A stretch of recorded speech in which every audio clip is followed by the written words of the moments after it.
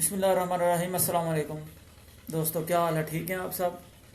दोस्तों, आज मैं एक नए सवाल के साथ, नए जवाब के साथ आपकी खिदमत में हाज़िर हुआ हूँ।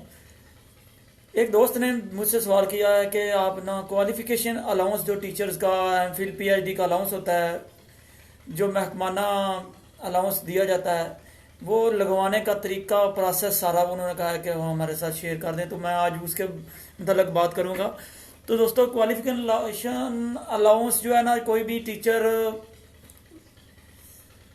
दौरान सर्विस जब भी एमफिल पीएचडी की डिग्री हासिल करता है, एमफिल पीएचडी की डिग्री जो है ना हासिल करता है, तो वो उसकी बेस पर फिर एमफिल का 5,000 होता है और पीएचडी का 10,000 अलाउंस होता है। तो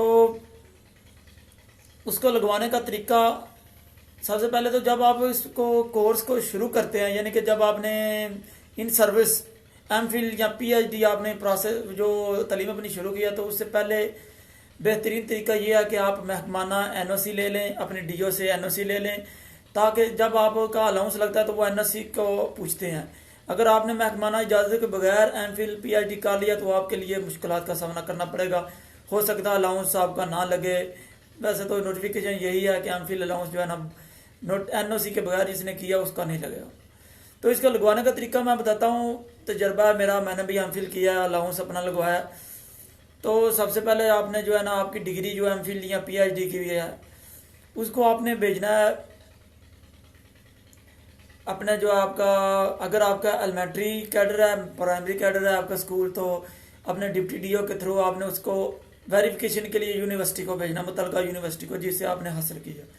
तो अगर आपका हाई स्कूल है तो आपने अपने हेड मास्टर के थ्रू, यानी कि महकमाना वेरिफिकेशन भेजनी है, खुद से नहीं भेजनी, महकमे के थ्रू आपने वो चीज़ भेजनी है। तो एक तो वहाँ से आपने भेजनी है, दूसरी आपने असल डिग्री जो है ना, या आपका रिजल्ट कार्ड जो भी है, उसका आपने भेजना है एचईसी को। वो एचईसी को भेजनी है, फिर वो एचईसी भी वेरिफिकेशन करके उसको भेजेगा वापस। असल डिग्री आपने एचईसी को भेजनी होती है। एचईसी को अप्लाई करने के लिए, वेरिफिकेशन के लिए ऑनलाइन आपने टाइम लेना होता है, ऑनलाइन आपने अप्लाई करना होता है, तो वो सारा कंप्यूटराइज प्रोसेस है। तो जब दोनों तरफ से एचईसी की और महकमाना वेरिफिकेशन दोनों तरफ से डिग्री आपकी भेजी हुई वापस आ जाती है, उसके बाद आपका प्रोसेस ये शुरू होता है। उसके बाद आपने एक एप्लीकेशन लिखनी है, जिसने आपने अपने मुतलका डिप्टी या हेड जो है, हाई स्कूल का हेड होता है, एलिमेंट्री और प्राइमरी का डिप्टी होता है, उसको आपने एप्लीकेशन लिखनी है कि मैंने वेरिफिकेशन करवा लिया, मैंने एमफिल मुकम्मल कर लिया, तो मुझे अलाउंस जो है ना मेरा लगवाया जाए। वो वेरिफिकेशन, जो वो एप्लीकेशन, उसके साथ आपने डॉक्यूमेंट्स लगाने हैं। असल आपने जो डिग्री एचईसी से टेस्टेड कराई है वो वेरिफिकेशन लगानी है असल। इसके बाद असल वेरिफिकेशन आपके डिप्टी के थ्रू जो आपने भेजी थी महकमाना एमफिल की, वो लगानी है। वो सारी डिग्रीज आपने लगानी है, अपनी सारी जो मैट्रिक टू एमए एमफिल सारी डिग्रीज की कापी लगानी है उस एप्लीकेशन के साथ। तो अपना सीएनएसी, अपने महकमाना जो सर्विस के ज्वाइनिंग लेटर, अपना जो आपका ज्वाइनिंग रिपोर्ट है, वो सारी चीज़ें लगा के आपने डिप्टी अपने से या हेड से, हाई स्कूल वाले ने उसको रिकमेंड करवा के उसको आप जमा करवा देना जी डीओ के पास। वो सारा, यानी कि आपने परत वो भी एप्लीकेशन के साथ जितनी भी चीज़ें लगाई हैं आपने डीओ के पास जमा करवा देनी है। तो डीओ साहब जो है ना, वो आपको लेटर बना के देंगे।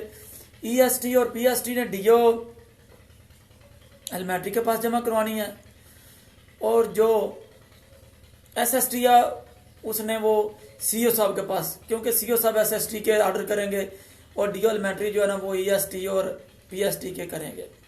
तो वहाँ पे आपने फाइल जमा करवा देनी है, वहाँ पे अपनी असल डिग्री, असल वेरिफिकेशन जमा करवानी है। उसके बाद वो कुछ दिन बाद पता करते रहें, वो एक हफ्ते में आपको लेटर जारी कर देंगे कि आपका अलाउंस लग सकता है।